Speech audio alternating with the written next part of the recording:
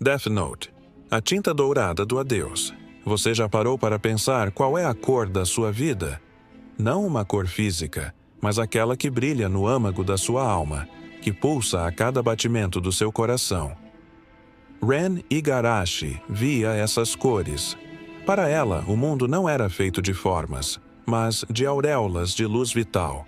Ela era uma artista plástica aclamada, capaz de capturar na tela não a imagem, mas a essência cintilante de uma pessoa. No entanto, esse dom era uma maldição disfarçada. Desde a infância, quando testemunhou a morte súbita dos pais, ela via as cores das pessoas desvanecerem, tornando-se opacas e quebradiças pouco antes de uma tragédia. Ela vivia num mundo de beleza sobrenatural e terror iminente, uma espectadora impotente de finais anunciados. Sua própria vida era um turbilhão de tons dourados e azuis celeste, uma sinfonia de energia que ela tentava, em vão, apreciar enquanto durava. Tudo mudou numa tarde chuvosa, quando o destino, ou talvez algo mais sinistro, colocou em suas mãos um caderno de capa negra e textura fria, quase metálica. Não era um objeto comum. Parecia absorver a luz ao seu redor. Ao abri-lo, instruções arcaicas se revelaram. Este não era um Death Note comum. Suas regras eram um quebra-cabeça perverso. Ele não pedia o nome da vítima, mas exigia uma descrição minuciosa, quase poética, da causa e do local da morte. O nome só seria revelado, e a morte, portanto, consumada, se a descrição se alinhasse perfeitamente ao destino de um indivíduo. Era um instrumento de precisão absurda, uma ferramenta para um artesão da morte. O Shinigami Dono original, um poeta melancólico que outrora buscou beleza até no ato final, havia deixado aquele legado. Horrorizada, Ren o escondeu, decidida a nunca usá-lo. Mas o universo sussurrava em seu ouvido. Naquela noite, um pesadelo a acordou. A visão de um homem, sua cor vital desbotando para um cinza doentio, atropelado por um caminhão de entrega de gás em um cruzamento específico, a 1h34 da madrugada. Impulsionada por um impulso que nem ela compreendia, pegou o caderno e, com mãos trêmulas, escreveu a cena vívida de seu pesadelo.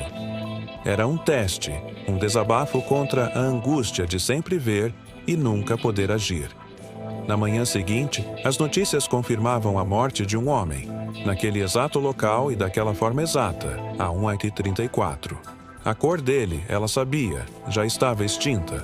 Nesse momento, uma semente plantada por Kiro, o Shinigami que herdara o caderno, começou a germinar. Kiro era a antítese do poeta original. Para ele, a morte era a mais sublime das artes. Cada vida era uma tela, e o momento de sua cessação, o traço final que definia a obra-prima. Ele era meticuloso, um perfeccionista que desprezava mortes prematuras ou desordenadas, que ele considerava rabiscos grosseiros no grande quadro do destino. Ele observava Ren com desdém, vendo sua habilidade de perceber as cores vitais como uma profanação sentimental. Quando Ren usou o caderno pela primeira vez, Kiro não sentiu raiva, mas uma curiosidade perversa. Ele a observava, um vulto invisível nos limites da sua percepção, ansioso para ver como a pequena e frágil artista humana lidaria com o poder que agora detinha. O que ele não previu foi a reviravolta que Ren conceberia. Ao testemunhar a morte iminente de uma criança, sua cor vital, um amarelo-limão vibrante e cheio de promessas, tornando-se rapidamente um marrom enferrujado, Ren teve um insight terrível e brilhante. Se o caderno permitia definir a causa e o local da morte com tanta precisão, será que ela poderia adiá-la? Escrever uma causa de morte tão específica, tão improvável no presente, que só poderia ocorrer décadas no futuro? Foi assim que a batalha silenciosa começou. Ren, a restauradora de vidas, começou a sabotar as obras-primas de Kiro, roubando-lhes as telas ainda cheias de cor. Ela escrevia no caderno: morrerá de causas naturais, rodeado por seus bisnetos aos 104 anos. A cor da criança que antes desvanecia recuperou seu brilho, ganhando novas nuances douradas. Kiro, sentindo sua arte ser vandalizada, sua galeria de obras-primas sendo manchada por finais insossos e previsíveis, foi consumido por uma fúria gelada. A arte dele estava sendo destruída pela compaixão cega de uma humana. A guerra entre Ren e Kiro escalou, tornando-se uma coreografia complexa de intenções e consequências. Ren, outrora uma artista que celebrava a vida, agora via suas mãos manchadas pela tinta invisível da morte. Cada vida que ela salvava era um risco calculado, um fio do destino que ela tecia de forma artificial. Sua fama no mundo da arte crescia, mas suas pinturas mudaram. Onde antes havia luz e cor, agora havia sombras dramáticas, um claro-escuro intenso que falava de um profundo conflito interior. Ela já não era apenas a espectadora das cores, ela era a arquiteta delas, e o peso dessa responsabilidade a esmagava. Kiro, por sua vez, decidiu descer ao mundo humano. Sua materialização não foi um espetáculo de terror, mas uma aparição sutil. Ele se mostrou para Ren não como um monstro, mas como um curador de um museu infinito, elegantemente vestido, com uma voz suave que cortava como uma lâmina. "Você pinta com as cores deles, pequena artista", sussurrou ele, aparecendo no reflexo de uma de suas telas. "Mas está arranhando minhas obras-primas. O crepúsculo é a parte mais bela do dia, e você insiste em prolongar a tarde." Seus encontros eram duelos filosóficos. Ele defendia a beleza trágica e necessária do fim. Ela, o direito à plenitude da existência.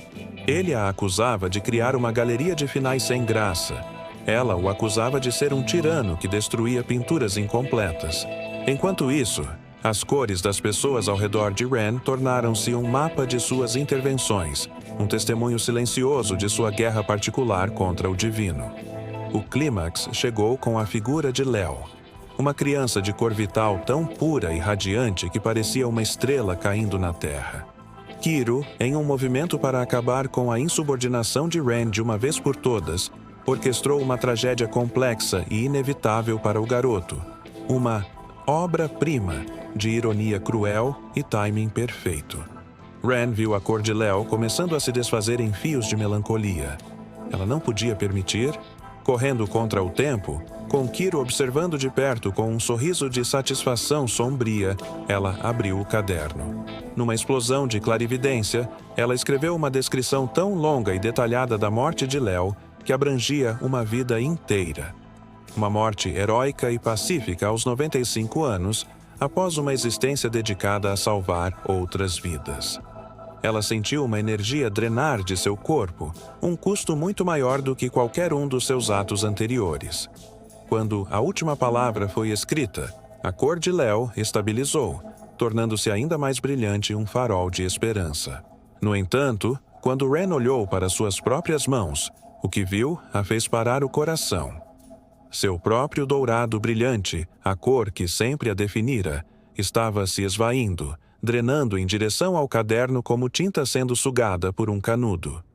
Suas mãos, outrora instrumentos de criação, agora pareciam pálidas e translúcidas. Foi então que Kiro materializou-se plenamente diante dela, o ar ao seu redor ficando frio e estático. Seu rosto era uma máscara de curiosidade triunfante. Ele se inclinou, sua voz um sussurro cortante que ecoou na alma esvaziada de Ren.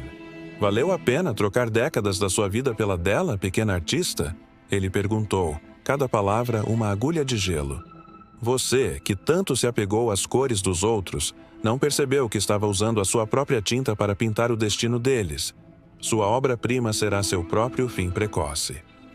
O desfecho da história não é um simples "e viveram felizes para sempre". A vida de Ren segue, mas num tom menor. Ela continua sua obra, sabendo que cada pincelada, cada vida que ela ajuda a florescer por mais tempo, é tingida com os dias que ela mesma está perdendo. Ela e Kiro alcançaram um equilíbrio tenso e melancólico. Ele já não a vê como uma vândala, mas como uma artista colaboradora, ainda que teimosa, em sua galeria.